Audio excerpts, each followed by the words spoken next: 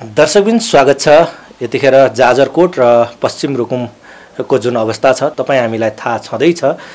भूकम्पीय क्षतिको आकलन गर्न निकै कठिनाई भइरहेको छ। धेरै क्षति भएको छ, मानवीय क्षति भएको छ, धनजनको क्षति भएको छ।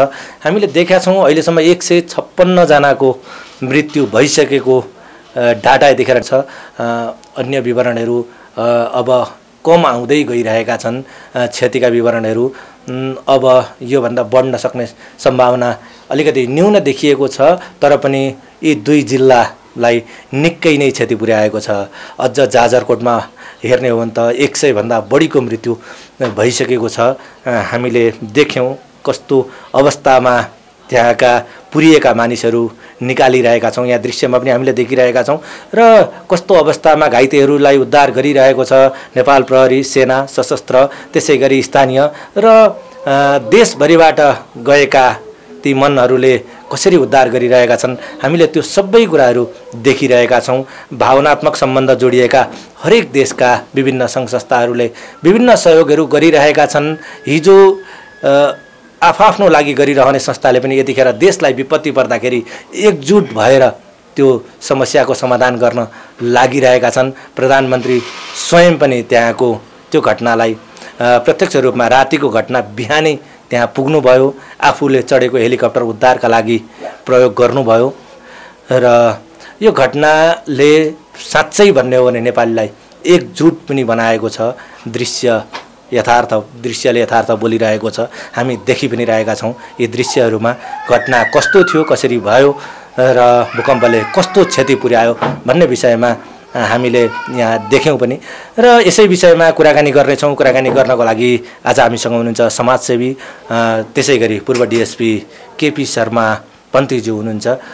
भूकम्पीय क्षतिको जानकारी पाए लगत्तै एउटा टोली उहाँले आफ्नो संस्थाबाट मिसन नेपाल नामक संस्थाबाट पठाइसक्नु भएको छ र राहत सामग्री लिएर आफै पनि केही दिनभित्रमा जाने तयारी गरिरहेको छु भनेर भनिरहँदाखेरि उहाँको समय व्यस्तताको बावजुद पनि केही कुराकानी गरौँ, के बुझ्नु भएको छ भनेर बोल्नलाई आग्रह गरेँ। स्वागत छ। नमस्कार। धन्यवाद। जय जननी जय मातृभूमि। के छ यो तपाईँहरूको तयारी, के गर्दै हुनुहुन्छ? घटनाको लगभग कुराहरू त आयो, के बुझ्नु भएको छ? घटनामा थप विवरण तपाईँलाई केही आइरहेको छ कि छलफल गरौँ? यहाँले संवादको चाहिँ प्रारूप र वास्तविकता उजागर गर्नु भएकै अवस्था हो। कुरा यिनी नै हुन्। अब यो अत्यन्त दुःखद पीडा हो। यो दैविक प्रकोपबाट नेपाली जनमा जुन क्षति भएको छ, यो क्षति अपूर्ण क्षति हो। यो क्षतिलाई चाहिँ पुनर्जीवित गर्न सकिँदैन। यसमा चाहिँ के भन्दा यस चाहिँ भूकम्पबाट भनौँ मृत्यु हुनुभएका सम्पूर्ण चाहिँ आत्माहरूको चिरशान्तिको कामना र घाइतेहरूको चाहिँ शीघ्र स्वास्थ्य लाभको कामना पनि गर्न चाहन्छु। सर्वप्रथम त के भन्दा अहिले चाहिँ नि यो चाहिँ नि भनौँ प्राकृतिक चाहिँ यो प्रकोपबाट जुन प्रताडित भएको छ, यो चाहिँ वास्तवमा भन्ने हो भने यसमा चीन, भारत, नेपाल लगायतका पाकिस्तान, बङ्गलादेशसम्म यसको धक्का पुगेको अवस्था थियो। काठमाडौँमा पनि केही समय हल्ला आयो। विशेषतः चाहिँ नेपालको पश्चिम भागमा जाजरकोट, रुकुम लगायतका जिल्लाहरूमा अत्यन्त चाहिँ के भन्दाखेरि मानवीय क्षति भयो, चौपाया क्षति भयो, होइन, धन जनको विनाश पनि भयो। यसमा अहिले विगतमा भन्दा हामीले चाहिँ नजिकबाट निहालिरहेको अवस्था के छ भने अहिले चाहिँ अहिलेको सरकारले यसलाई चाहिँ अत्यन्त चाहिँ प्राथमिकताका साथ चाहिँ महत्त्व दियो। यस बारेमा नेपाल सरकारलाई धन्यवाद दिन पनि चाहन्छु।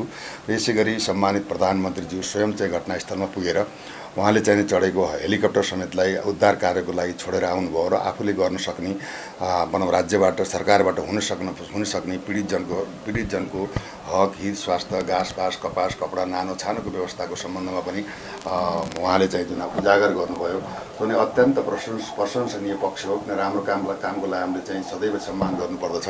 यसै गरी विभिन्न अभियन्ताहरू, विभिन्न व्यक्ति विशेषहरूले, होइन, भनौँ विभिन्न चाहिँ प्रदेश सरकारहरूले पनि करोडौँको चाहिँ के भन्दाखेरि राहतको चाहिँ बजेट छुट्याएर दिएका कुराहरू पनि आएका छन्। यसैमा पनि अब चाहिँ यो महाअभियानको चाहिँ नागरिक बचाउ अभियानका चाहिँ अभियन्ता भनौँ दुर्गा प्रसाईले पनि अब के भन्दा त्यहाँ भत्केका घरहरूलाई पुनर्निर्माण गर्ने चाहिँ मैले जिम्मा लिएको छु भने अभिव्यक्ति दिनुभएको छ।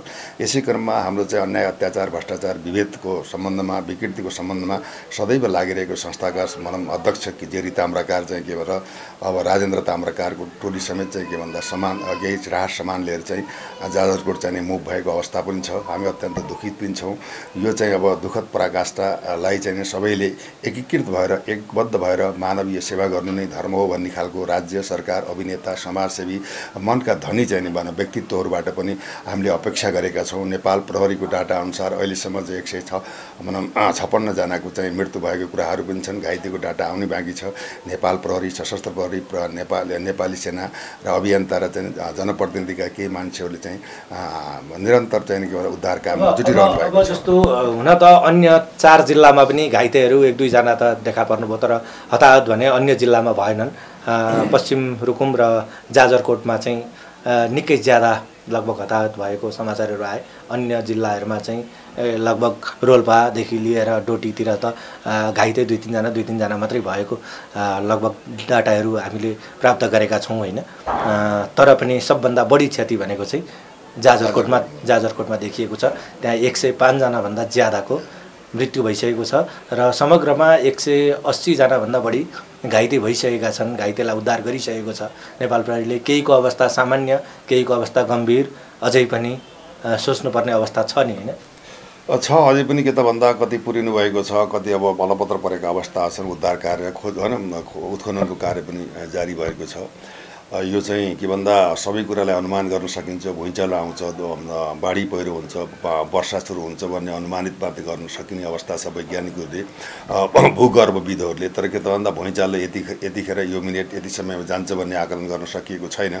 यो पृथ्वीको चाहिँ अब तल्लो सतहबाट चाहिँ अब भनौँ यति यस प्रकारको चाहिँ मानवीय क्षति चाहिँ भएको अवस्था पनि हो। यसमा चाहिँ के छ भन्दाखेरि अब देशको परिस्थिति, राजनीतिक अवस्था समेत चाहिँ गन्जागोल भएको अवस्था पनि छ। जननागरिकहरूले चाहिँ विभिन्न खालको चाहिँ महँगी, तनाव ग्रस्त भएको अवस्था पनि छन्। यसमा सरकारले पनि सबै कुरालाई समेटेर चाहिँ व्यवस्थापन गर्नुपर्छ जस्तो देखिन्छ।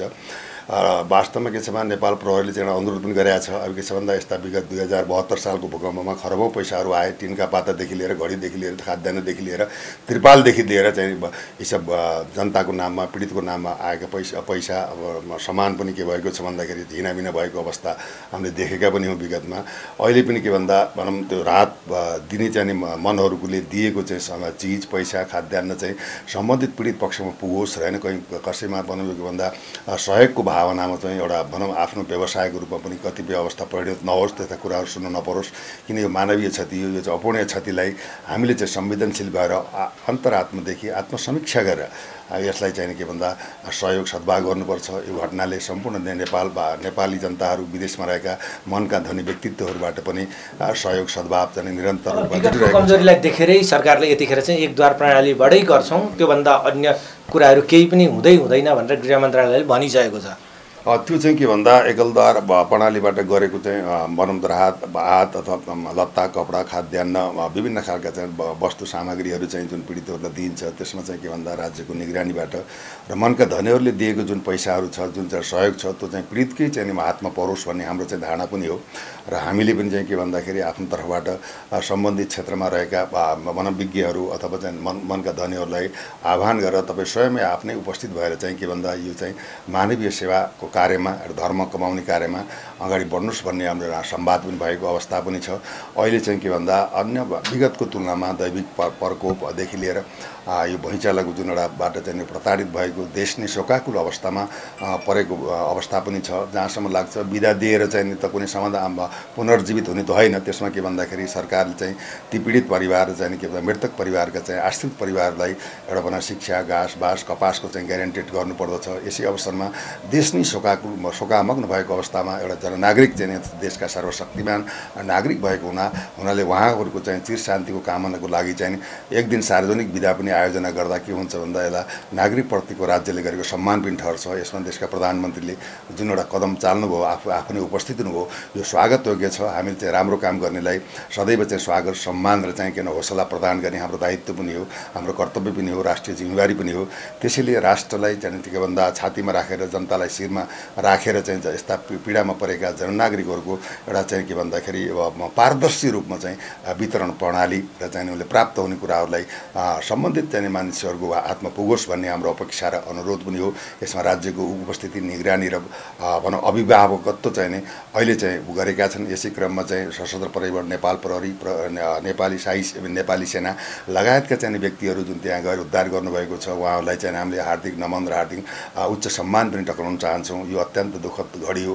यो घडीमा अहिले चाहिँ के त भन्दाखेरि मैले चाहिँ के पाउँछु भन्दा पनि मैले मानवीय सेवामा मैले के गर्न सक्छु भनेर राज्यलाई एउटा सकारात्मक सहयोग सद्भाव र समन्वय गर्ने यतिखेर पोजिटिभ सोचौँ भन्ने हिसाबले पनि हामी अगाडि बढिरहेका छौँ र पोजिटिभ वातावरणै कसैलाई पनि नगिज्याउँ न चलाउँ र जसले राम्रो काम गरिरहेको छ उनीहरूको प्रोत्साहन गरौँ भन्ने उद्देश्य पनि रहेको छ। र अहिले तपाईँहरूले पनि राहत सामग्री अथवा यतिखेर उद्धारको कार्यमा तपाईँहरूको टोली पुगिसकेको छ, राहत सामग्री लिएर जाने कुराहरू पनि तपाईँहरूको भइरहेको छ। के तयारी गर्नु भएको छ अलिकति भन्नु? हामीले विशेषतः त्यहाँ के छ भन्दाखेरि अब खाद्यान्नको अभाव भएको हुनाले खाद्यान्न चामलदेखि चाउचोदेखि लिएर भनौँ न बिस्कुटदेखि लिएर अब केही समय खाद्यान्न र रत्ता कपडाको चाहिँ केही समय केही व्यवस्था गरेका छौँ। त्यसलाई लिएर चाहिँ हाम्रो विशेष नेपालका अध्यक्ष धेरै ताम्राकार चाहिँ बाटोमा जाँदै हुनुहुन्छ। अन्य पनि चाहिँ एकत्रित भइसकेपछि हामीले पठाउने कार्यमा चाहिँ निरन्तर दिनेछौँ। हामीले मात्रै एकल गरेर पुग्दैन, सरकार र चाहिँ मनका धनीका व्यक्तित्वहरूले सबैबाट के भन्दा सबै ठाउँबाट थोपाले समुद्र बन्छ भने जस्तै के भन्दाखेरि यो बेलामा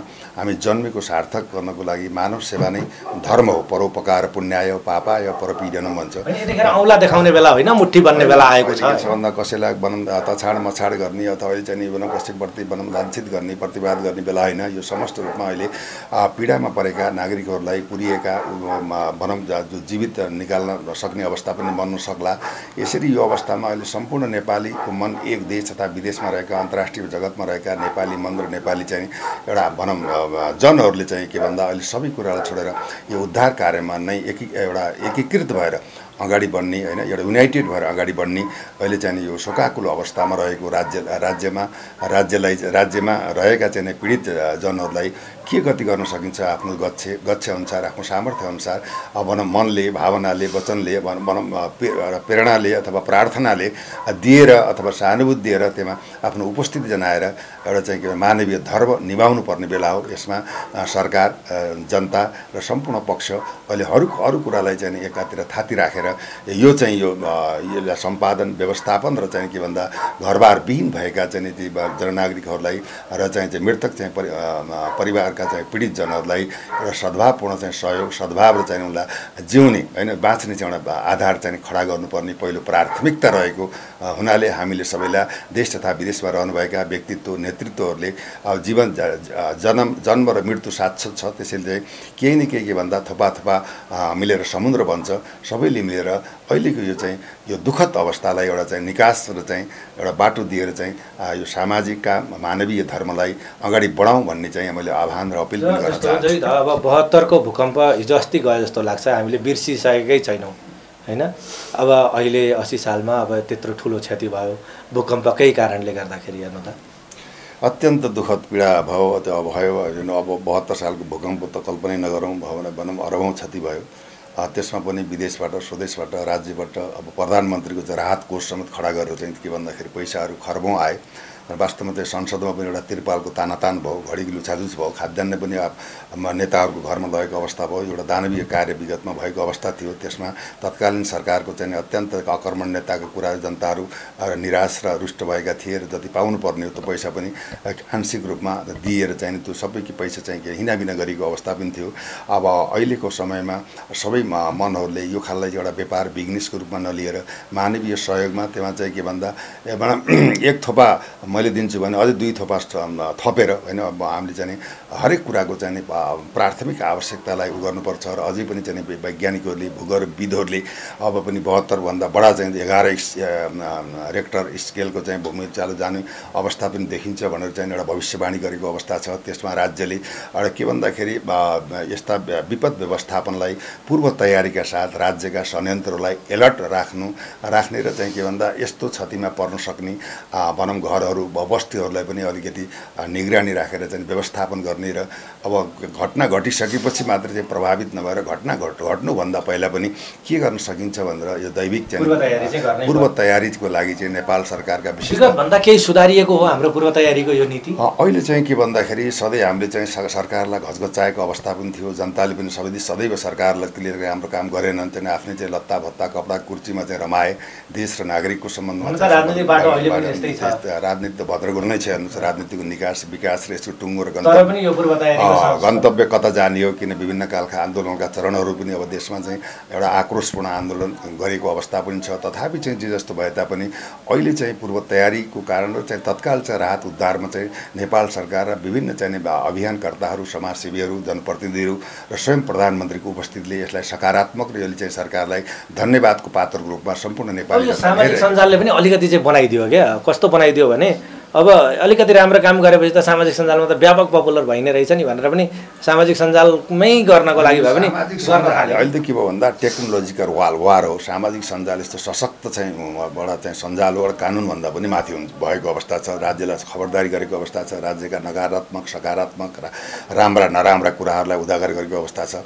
विशेषतः यो देश कसले बनाउँछ भन्दा एउटा पात्र भनेको प्रचण्डजी नै हो। अब त्यो के भने जनताले जुन तरिका अपेक्षा छ, चाहिँ सर्वेक्षण छ, जनताको चाहना छ, जनताले दिएको सुझाव छन्, सल्लाह छन्, तिनलाई अङ्गीकार गरेर सदनमा भन्दा पनि सामाजिक सञ्जालको चाहिँ माध्यमबाट चाहिँ जनप्रिय र जनमुखी कार्य, राष्ट्रिय एजेन्डाको कार्य, विकास निर्माणका कार्यहरूलाई चाहिँ के भन्दा जनताकै मनोभाव बुझेर अगाडि बढ्ने सरकारको चाहिँ अवस्था आएको छ। सदनमा गएर कराएर चिच्चाएर पनि केही भएको अवस्था त छैन। कराउने कराइरहेका छन्, सुनिरहेका छन्, ताली पिटिरहेका छन्।